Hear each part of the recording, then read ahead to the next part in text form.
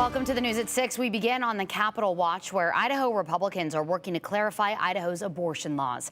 The State Affairs Committee introduced a bill today to better define the exceptions for illegal abortion in our state. Right now in Idaho law, abortion is banned except in cases of rape reported to police, incest, and when doctors successfully defend their decision to save the mother's life. Our Andrew Bartline followed the committee meeting today. Democrats in that committee did not support this bill. Andrew. Yeah, mostly because the two parties have different goals with this type of legislation. Republicans want to make the lines clear about what is an acceptable abortion or not, while Democrats want looser restrictions, which they say will benefit women and doctors.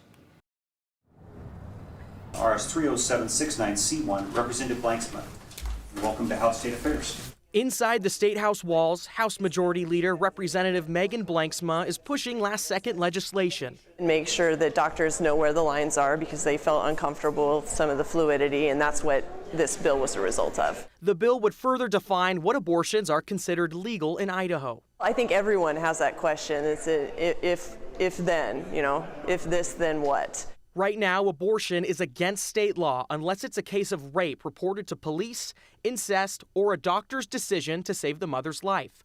All abortions are subject to an affirmative defense, meaning a doctor is assumed guilty and must prove their innocence. But that could change. Well, that was something that I know the IMA was interested in, various hospitals were interested in, and so that was one of the negotiation points that we were willing to remove that. Specifically, the bill would return the prosecution of any abortion procedure to innocent until proven guilty, along with exceptions for ectopic pregnancy and a fetus that's no longer developing.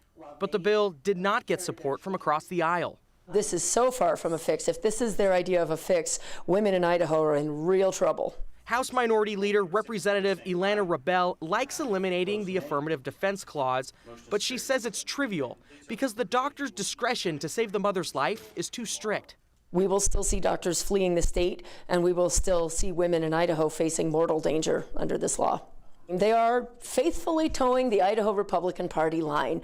This is what their platform laid out in no uncertain terms. The Idaho GOP platform clearly states they oppose all abortion, despite Republican Party leadership drafting this bill.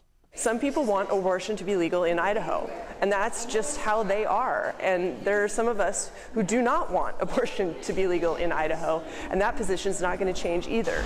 So when it's an either-or issue, there's not a lot of compromise.